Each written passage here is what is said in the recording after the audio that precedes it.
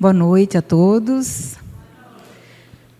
Agradeço pelo convite, Domingos, pela oportunidade de aqui estar. Eu sou de quinta tarde. Domingos falou a primeira vez que eu estou à noite, é verdade. Eu sou de quinta tarde aqui no portal. Agora já vi que vão me caçar para sexta também, né, Domingos? Mais tempo para estudar, muito bom. Então, que Jesus nos ampare, que nós possamos todos aprender juntos, né? Essa pequena reflexão que eu trouxe para hoje. E eu trouxe o capítulo 19, A Fé que Transporta Montanhas. E eu vou começar perguntando para vocês. Quem aqui gostaria de ir, ao desencarnar, para o nosso lar? Para a colônia Nosso Lar? Acho que é muito bom, né? Nós estamos estudando agora, no sábado, os livros de André Luiz. Começamos com o livro Nosso Lar, o primeiro deles. E a dona Isaura já não quer mais ir para a colônia Nosso Lar, porque ela descobriu que tem a Alvorada Nova, que já é muito melhor. E ela falou, não quero mais ir para o Nosso Lar, vamos mudar, porque tem outras moradas, né? Que coisa boa. Mas alguém aqui gostaria ou estaria pronto para ir hoje mesmo? Acho que não, né? Por que será, gente? Amanhã, talvez? Por que será, né? Que a gente, achando que a gente tem fé suficiente, que a gente já sabe o suficiente, a gente ainda assim não quer ir. Será que é fé mesmo que a gente tem? O que será esse medo, essa incerteza, essa insegurança que faz com que a gente titubeie? Nós espíritas, principalmente, que a gente estuda tanto, né? Ouve falar tanto sobre a fé, sobre meu reino não é desse mundo, há muitas moradas na casa do meu pai, que esse mundo aqui é só de provas e expiações, que nós estamos em transição. Então, deve ter, com certeza, mundos muito melhores do que esse. Mas, ainda assim, a gente tem medo. Talvez seja porque a gente ainda não esteja cumprindo com tudo aquilo que a gente se predispôs a fazer. Um dia, quando a gente falou, vou voltar e vou fazer isso e mais aquilo. Mas está tudo bem, porque Deus é maravilhoso e nos dá outras oportunidades, e de novo, e de novo. A pressa só tem que ser nossa, não é? E, quando a gente fala de fé, vem imediatamente, eu acho que na mente de todo mundo, as provas, porque elas acometem a todos nós. Não é assim? A gente não está aqui a passeio. Então, a minha mãe sempre dizia assim, não tenha pressa de passar esse problema, minha filha, porque depois desse virão outros. E é assim que acontece mesmo. A gente mal consegue solucionar um, aparece um outro, né? Se não tão difícil quanto, às vezes um pouco mais. É assim a vida. Mas nesses momentos a gente titubeia. No Evangelho, eu vou pedir licença para vocês para ler o item 7 desse capítulo 19, porque eu achei bastante interessante. Vulgarmente se diz que a fé não se prescreve, o que leva muitas pessoas a alegarem que não são culpadas de não terem fé. Não há dúvida que a fé não pode ser prescrita, ou, o que é ainda mais justo, não pode ser imposta. Não há fé que se prescreve, mas se adquire, e não há ninguém que esteja impedido de possuí-la, mesmo entre os mais refratários. Olha que coisa boa. Falamos das verdades espirituais fundamentais, e não desta ou daquela crença particular. Não é a fé que deve procurar essas pessoas, mas elas é que devem procurá-la. E se o fizerem com sinceridade, a encontrarão. Podeis estar certos de que aqueles que dizem não queríamos nada melhor do que crer, mas não podemos fazer, apenas o dizem com os lábios. E não com o coração, pois ao mesmo tempo que o dizem, fecham os ouvidos. As provas, entretanto, abundam ao seu redor. Por que, pois, se recusam a ver? Nuns é a indiferença, noutros, o medo de serem forçados a mudar de hábitos. E, na maior parte, o orgulho que se recusa a reconhecer um poder superior porque teria que inclinar-se diante dele. Então, olha só, o que a fé mexe, balança, né, os nossos alicerces, porque a gente precisa começar a mudar. A partir do momento que a gente toma conhecimento das coisas, nos obriga a fazer esse movimento de mudança interior. O negócio é dentro. E nós estamos vivendo uma fase, um mundo em que nós estamos todos muito voltados para fora. Talvez seja por isso que a gente ainda esteja sofrendo tanto. Tudo que a gente busca, achando que é o que vai nos fazer bem, nos trazer alegria, nos tornar melhores, está no externo. Não é assim? Está todo mundo aqui lutando para ter uma casa melhor, um carro melhor, fazer uma viagem bacana, ter um corpo bacana. Mas e dentro? Como está o nosso interior? Porque é isso que vai fazer a diferença conosco. É isso que vai fazer com que as nossas montanhas vão se tornando menores e menores e menores. Porque a montanha que Deus fala aqui, gente, que Jesus deixa nesse capítulo, são nada mais do que os nossos defeitos, as nossas falhas, que a gente tem que vencer. O nosso orgulho, né? O nosso preconceito, a nossa indiferença, a nossa arrogância, a nossa falta de humildade. É isso que a gente precisa mudar em nós, não é? E quando bate um problema na nossa porta, poucas vezes a gente consegue lidar com ele. Bom daquele que consegue se fechar no seu quarto, como já fala, né? Feche o seu quarto, entre em contato com Deus, faça aquela conexão, porque não está escrito no Evangelho? Bater e abrir-se-vos-á, não é? Pedi e obtereis. Está tudo lá, não é nada novo para nós. Mas a gente acaba se esquecendo. A gente deixa que as coisas do mundo vão tomando conta, e esquece até que os nossos problemas só têm uma finalidade: o nosso acerto de contas. A maioria deles fomos nós que pedimos, nós que às vezes pedimos até muito mais do que damos conta. Ainda bem que Deus não concede, né? Porque Ele sabe que a gente não vai conseguir mesmo. Então vai vindo aos pouquinhos assim. Mas isso acontece conosco. Os problemas acabam chegando e é aí que a gente balança. Eu tive a oportunidade, alguns amigos já me conhecem assim há um tempo e já conhecem um pouco da minha história, mas quando eu falo de fé, eu não posso deixar de falar de uma pessoa muito especial na minha vida, que foi o meu esposo. O meu esposo teve um câncer, vários, aliás, por 24 anos. 24 anos. E acredito que o maior testemunho de fé que eu pude presenciar tão pertinho foi o dele. Porque em 24 anos não teve um dia sequer que eu ouvisse ele dizer: puxa vida, de novo isso? Porque ele sarava de um e daqui a pouco vinha outro. E que não era metástase, era um novo tumor. Olha que prova dele e nossa, né? Minha, dos filhos. Porque se a gente está junto, certamente a prova era nossa.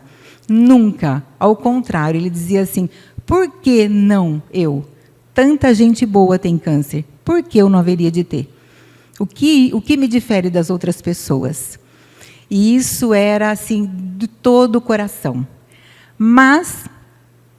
E teve vários, e venceu muitos deles, porque ele tinha uma força de vontade. Porque desde o primeiro os médicos disseram assim para ele: olha, eu sinto muito, o seu caso é muito grave. Todos os casos, aliás, eu só tinha pego 3, o médico falou, no caso como o dele, e foi muito rápido. Mas ele falou: mas o meu não será. Eu não vou morrer disso, não agora. E ele sobreviveu 24 anos, com muita vontade, e bem. Diga-se de passagem, não era uma pessoa moribunda, fraca, era uma pessoa que voltada para a vida. Batalhava, sofria, superava de novo. Olha, gente, que aprendizado. Eu costumo dizer que eu me casei com um homem e me despedi de outro.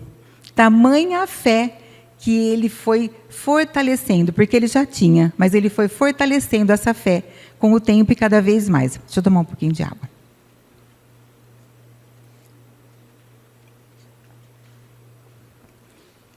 E o que não são as dores, a não ser para isso? Não é verdade? Eu falo, que coisa boa, que exemplo bom que ele deixou para todos nós, que teve o privilégio de conviver com ele. Porque essa resignação, essa mansuetude, veio realmente com a dor. E então a gente compreendeu. O propósito da dor é nos fazer evoluir, é fazer com que a gente se movimente, que a gente saia daquele marasmo que a gente se encontra, espiritualmente falando. Não é? Então não há por que nos desesperarmos, por nada. Por pior que seja o problema que estejamos enfrentando, não há por que nos desesperarmos, porque Deus está conosco. Agora a gente precisa buscar, não é? Nós precisamos buscar. Quando nasce uma criancinha, quando ela começa, como esses pequenininhos que estão aí, normalmente os pais, quando vão dormir, olha, filho, vamos rezar, orar para o Papai do Céu, vai educando, não é assim? Quando faz uma arte, você fala, olha, Papai do Céu não vai se agradar de você. Bendito seja o filho que tem pais que educam e que mostrem a eles Jesus, né? O caminho, porque só Ele vai nos sustentar na hora da dor, na hora do desespero, na hora da angústia. Não é assim? Que tenhamos fé para suportar as dores. Recentemente eu trouxe um outro caso para fazer a prece no dia do trabalho mediúnico. Alguém me pediu, uma pessoa até bastante próxima, e a pessoa sofreu 2 infartos consecutivos, estava assim, num estado lastimável, usuário de drogas pesadas. Ninguém achou que fosse sobreviver, nem os médicos tampouco. Foi. Mas olha, vamos orar, com certeza, vamos todo mundo orar. Aqui a gente faz o grupo de oração, a corrente de oração no dia do trabalho. Depois ele teve asepsia. Falou, olha, aí o médico liberou para a família, falou, olha, pode chamar a família, não tem mais jeito, vamos liberar, mandar ele para um isolamento, não para o quarto, mas não há porquê mais a gente nem manter ele na UTI, tal. Bom, ele já está em casa. Ele já está em casa, superando, contrariando todas as expectativas. E nós falamos, não adianta, quem decide é Deus, né? Então a gente tem que ter fé, a gente tem que acreditar, porque só termina quando acaba. E só acaba quando Deus decide. E está lá, hoje, tentando se recuperar junto da família, desde então, sem fazer uso da droga, passou pelo período de abstinência, ainda internado, num sofrimento doido, né? Quase sem sequelas. Uma leve confusão mental, que está cada dia mais leve, e eu acho maravilhoso. Eu falo, gente, que bacana se essa pessoa agarrar essa oportunidade nova que está sendo dada, né? E tomar um outro rumo, seguir um outro caminho. Quem aqui não tem alguém que está lutando hoje com a vida? Não conhece alguém que está lutando? Seja por um desemprego, uma necessidade muito grande, seja por um problema espiritual, um descontrole emocional. Nós estamos vivendo aí agora, talvez, a época mais suscetível de suicídio, né? Entre jovens, principalmente. Não é verdade? Por que essa desesperança? Nós já acordamos todos os dias com o milagre da vida em nós. Mas a gente se dá conta? Quando você abre os olhos e você fala, nossa, mais um dia. A gente lembra, puxa, hoje eu estou conseguindo falar. Hoje eu tenho 2 braços. Hoje eu vou trabalhar. Que bênção a do trabalho. Normalmente a gente reclama, não é? Mais um dia, puxa, eu vou ter que trabalhar. Nossa, hoje. Não é verdade? A gente só vai dar valor quando a gente deixa de ter. Quando alguém muito querido, senão a gente mesmo, passa a ter um problema. Perde um braço, ou por algum motivo deixou de falar, ou não está enxergando mais. Fala, nossa, gente, que bênção que são esses dons que já estão conosco. Não é? O que mais a gente precisa para refletir? Quais milagres mais precisa Deus fazer para que a gente passe a valorizar essa vida que nós estamos tendo? Esses dons que nós temos recebido todos os dias. Não é verdade?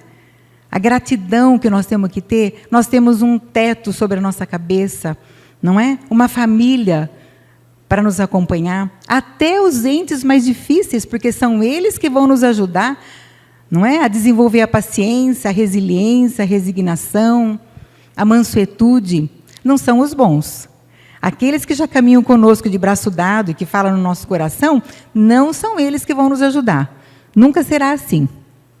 São os mais difíceis, esse sim, não é? Nós precisamos valorizar o que já temos, né? Quando você olhar por uma árvore e falar, meu Deus, isso é um milagre da natureza que está aqui ao nosso alcance. As coisas mais simples, porque a felicidade, gente, acredita, está nas coisas mais simples da vida, não longe, não naquelas coisas que a gente busca e que vai ficar tudo aqui na terra a hora que a gente não tiver mais. Aquilo que a traça vai roer, não é? A ferrugem vai corroer também. Não é aí que está a nossa felicidade. A felicidade está em dar um abraço num amigo, numa pessoa necessitada, em fazer uma visita para um doente, em fazer uma visita na penitenciária, como aquele trabalho lindo que vocês fazem no sábado, não é? Muito bacana. Eu conheci um evangélico ontem que faz o mesmo trabalho no mesmo dia que vocês na penitenciária, e eu citei, nossa, eu tenho um grupo de amigos que também vai. Muito bacana. Isso é felicidade. Quando você faz alguma coisa de bem, principalmente para o outro. Principalmente. Mas a gente precisa aprender, primeiro, a nos amarmos, a fazer esse milagre em nós todos os dias, a dar valor por aquilo que a gente já possui. Mas a gente tem uma tendência de focar no que a gente acha que está faltando. Alguma coisa ainda está faltando. Não é? O que será? O que será essa ansiedade, esse vazio que a gente não consegue preencher, que faz com que a gente busque tanto lá fora o que a gente precisa encontrar aqui? É para dentro, o nosso mergulho tem que ser para dentro. E descobrir quais são as nossas montanhas. Quais são as dificuldades que a gente precisa remover da nossa vida? O que está nos atrapalhando ainda? Eles oferecem para nós o mundo de regeneração, que já está aí, alguns espíritas dizem que já estamos vivenciando, que a transformação já começou há um bom tempo, outros falam que ainda não, mas eu quero logo ir para ele, porque dizem que no mundo de regeneração já não tem mais as provas físicas, ou seja, as doenças já não tem mais. Nós vamos lidar com as provas morais, com a nossa evolução moral. Eu já acho que é um grande passo, muito grande. E para quem já sofreu com pessoas de graves problemas de saúde, saberá do que eu estou falando. Eu acho maravilhoso. Então, por que a gente não se apressa para fazer essa revolução, gente? Dentro de nós, dentro dos nossos corações, né? Quais são os nossos anseios? O que a gente está buscando nesse mundo? No que estamos nos tornando diante da vida, diante das provas, diante das dores? Recentemente eu perdi um amigo muito, muito querido, muito próximo, que se suicidou. E eu tive um impacto muito grande, mesmo com muita fé. Porque quem veio me trazer a notícia, um outro casal de amigo muito querido, que perdeu um filho pelo suicídio também. Então, num segundo, passou tanta coisa na minha cabeça, eu falei, meu Deus, desencadeou tanta coisa nesses meus amigos, né, que vieram ser portador dessa notícia, para mim, que eu não sabia nem o que dizer para eles. E, no mesmo tempo, eu pensei, quantas pessoas estão hoje lutando para viver uma semana mais, um mês mais? Quantos vocês conhecem? Quantas pessoas devem ter hoje nos hospitais, lutando para viver um tiquinho mais? E do outro lado, e não cabe aqui nenhum julgamento, mas acolhimento. Alguém que está numa dor tão profunda, que não quer mais viver, que desistiu da vida. Essa preciosidade que a gente tem. Então, percebe as nuances e como é fácil, né, da gente pular de uma coisa para outra. Aí a importância da gente estar alicerçado na fé em Deus, na fé em Cristo, em tudo aquilo que a gente aprende e que é trazido para nós, porque essa centelha de luz está lá dentro de nós, do nosso coração, na nossa mente. A gente tem que buscar. Eu vejo muitas pessoas, já tive muito contato de pessoas que se diziam ateus, não acreditam em nada, absolutamente agnóstico e tal, mas na hora do desespero, meu Deus, me ajuda. Então eu digo, olha, Deus está lá, a centelha está lá, escondidinha dentro de você. Você pode até achar que não, pode até não ter percebido, né? Ou não querer perceber, mas ela está lá.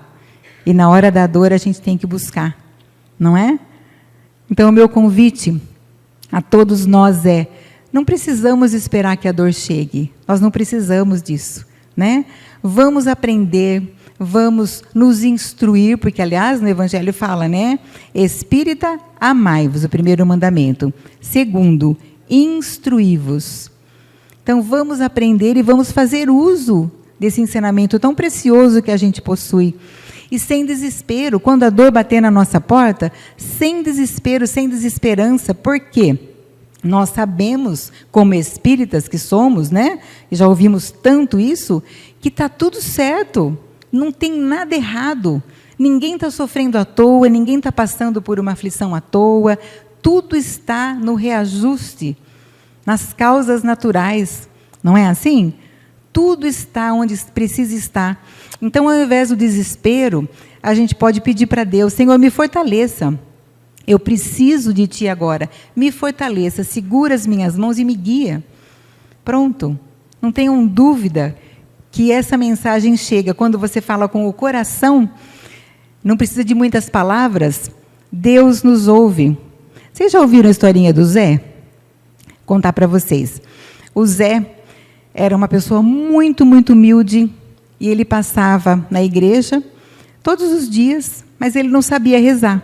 Uma pessoa iletrada, mas ele entrava lá, sentava lá na frente, ficava olhando assim para aquela cruz e falava assim, oi Jesus, eu sou o Zé e eu vim te visitar. Todos os dias, todos os dias.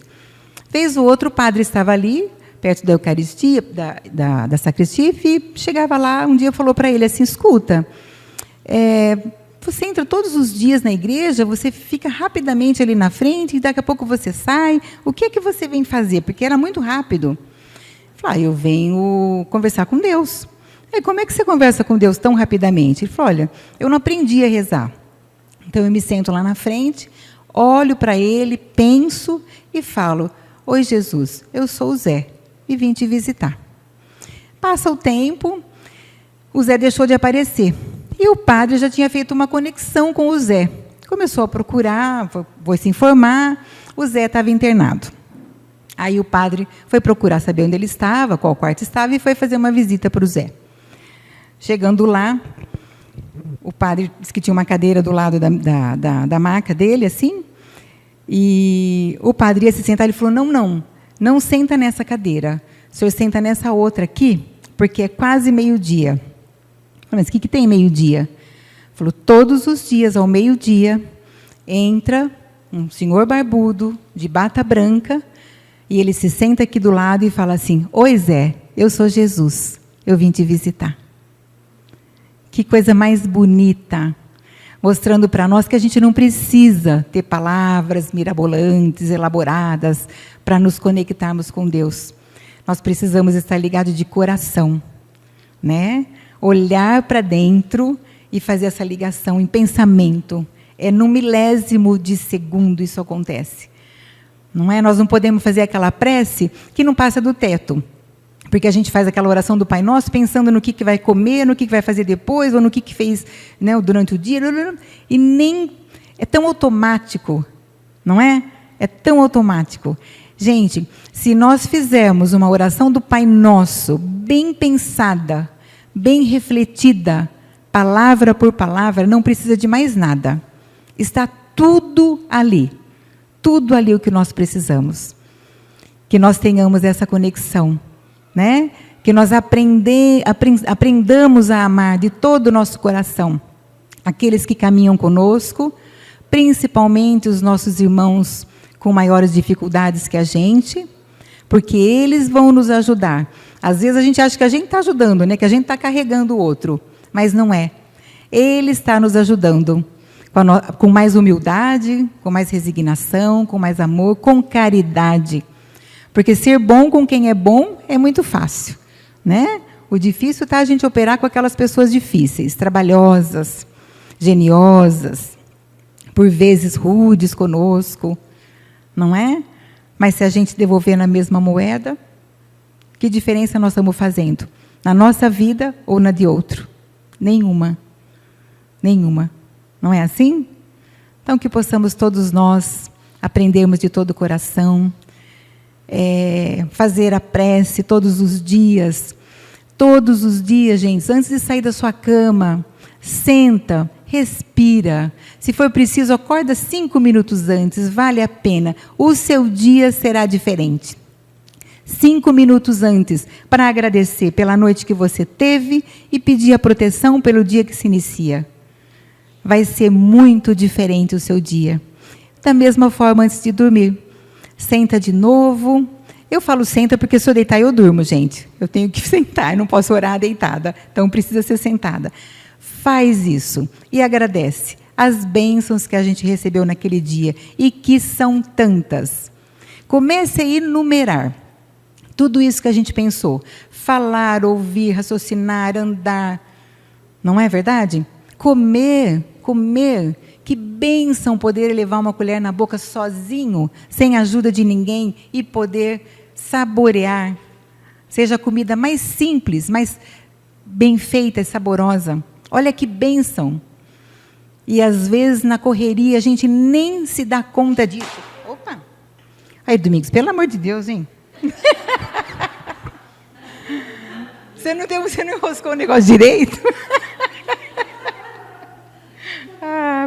Pode pôr no banco, na cadeira. Obrigado, Domingos. Não, pelo amor, né? Obrigado. Eu nem encostei aqui. Eu sei. Eu percebi. Ai, gente. Eu fico. É isso aí, gente. Essa era a mensagem que eu tinha para hoje. Obrigado por vocês me ouvirem. Eu tenho um jeito bastante simples de falar. Não nada elaborado, eu falo muito com o meu coração, com o meu sentimento, com a minha cabeça, mas são reflexões que eu procuro trazer no dia a dia. Eu sou uma pessoa que gosto bastante de estudar, bastante ativa na casa, eu gosto de aprender, e faço convite para quem ainda não participa de nenhum grupo. Essa casa é uma bênção, eu falo que o nome já é uma luz, né? O Portal da Luz, é a minha segunda casa. Nós temos estudos quase todos os dias. Venham participar. De quinta-feira você pode começar quando quiser. O estudo do Evangelho, o Livro dos Espíritos. Termina e começa. É uma delícia. É muito legal. Lê devagarzinho, lê uma pergunta, a gente comenta a respeito, sabe? Um dá a sua opinião, o outro dá a dele, lá, e o dirigente fecha, sabe? Com a opinião total, fechada. Bacana, muito bacana. No sábado de manhã nós estamos estudando as obras de André Luiz. Também acabamos de começar, né, Maju? Muito gostosa. Dá para vocês começarem conosco. E no começo do ano, para quem não participa ainda, o estudo sistematizado, que é muito bacana. São 5 anos, passa voando, porque é uma delícia o ensinamento, os grupos também são muito bacanas, vocês vão fazer amigos, sabe, um lugar assim agradável de você chegar. Eu fico torcendo para chegar o dia. Eu venho pouco aqui, só venho de segunda, terça, quinta e sexta. Só isso, mas é muito bom. Viu? Que Jesus abençoe a todos nós, uma boa noite a todos. Eu espero ter contribuído de alguma forma, com alguma palavra que possa tocar o coração de cada um, né? Ou de pelo menos uma pessoa, eu já fico feliz, né? E que quando as vicissitudes nos visitarem, que nos encontrem trabalhando no bem, trabalhando para o próximo. Com toda certeza, ficará muito mais leve o nosso fardo. A nossa montanha vai se tornando um montinho, cada vez menor. Que Jesus abençoe a todos nós. Obrigada.